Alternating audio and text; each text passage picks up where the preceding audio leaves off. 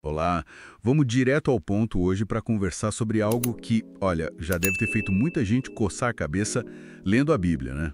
Como é que um Deus que a gente aprende que é imutável, que não muda nunca, pode aparecer em algumas passagens se arrependendo, tipo mudando de ideia? Para investigar isso, a gente está se baseando num artigo bem interessante de teologia cristã do Eliseu da Silva. Nossa missão aqui é tentar desempacotar essa tensão, sabe? Porque de um lado tem Gênesis 6.6, né, onde está escrito que arrependeu-se o Senhor de haver feito o homem. Pesado isso.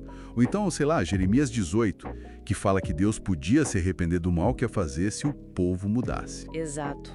E para começar a entender, é fundamental olhar a palavra hebraica original, que é niham. A tradução arrepender-se pode levar a gente a pensar no nosso arrependimento, tipo, puxa, errei.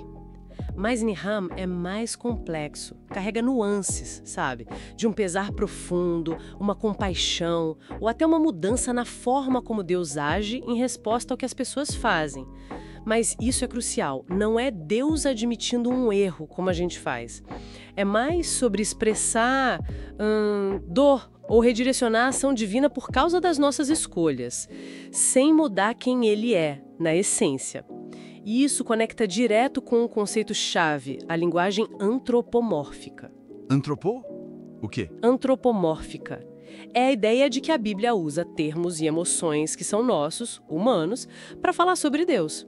Pensa assim, é como tentar explicar a física quântica para uma criança usando, sei lá, bonequinhos. Você simplifica, usa o que é familiar para ela entender uma verdade maior. Ah, entendi.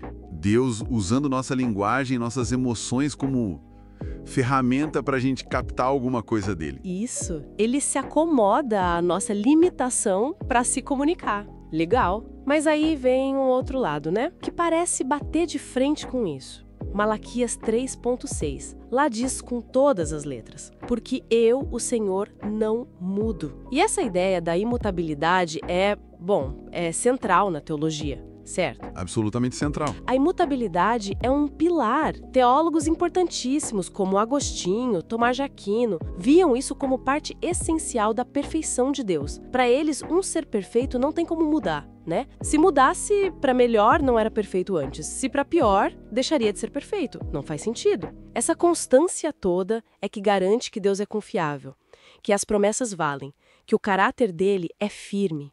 Amoroso, justo, santo, sempre. Ele é a rocha, entende? Entendo, faz todo sentido essa visão teológica da imutabilidade, a rocha firme.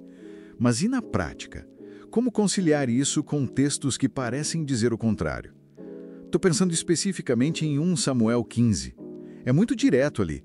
No momento, Deus fala por Samuel: arrependo-me de ter colocado Saul como rei. E logo depois, no mesmo capítulo, o texto afirma que Deus, a glória de Israel, ele não mente, nem se arrepende, pois não é ser humano para se arrepender. E aí? É um nó, né? É um ponto excelente, e 1 Samuel 15 é talvez o lugar onde essa tensão fica mais, assim, na cara. Mas o fascinante é como muitos teólogos, como o Calvino, por exemplo, encaram isso.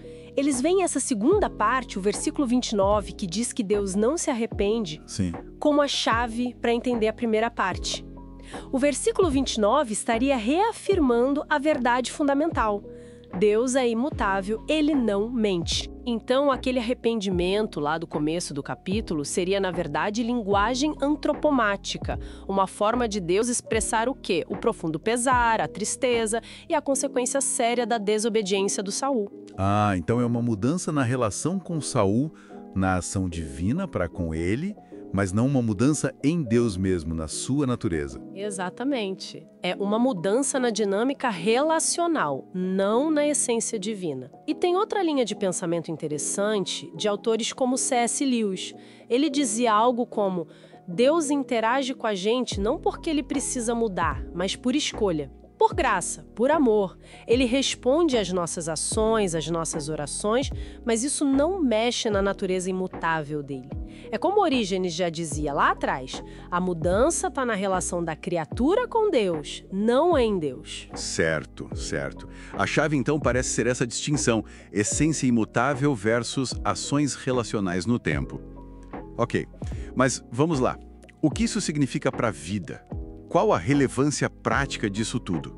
Para que serve essa discussão teológica? Olha, se a gente conectar tudo isso, a imutabilidade de Deus é, na verdade, o chão firme da nossa confiança. Pensa em Hebreus 13:8. Jesus Cristo é o mesmo, ontem, hoje e para sempre. A ideia de que Deus é constante no caráter dele, sempre amoroso, justo, fiel. Isso é fundamental, né? Pregadores como Spurgeon batiam muito nisso.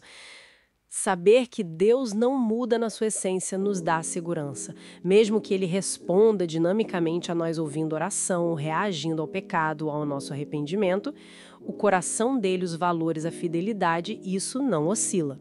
A gente pode confiar nele justamente porque ele é imutável nesse sentido mais profundo, entende? Então, resumindo a análise do artigo, a tal contradição meio que se dissolve quando a gente entende a linguagem que a Bíblia usa, essa coisa antropomórfica, e faz a distinção entre o ser eterno, imutável de Deus, e as ações dele com a gente aqui no tempo e espaço.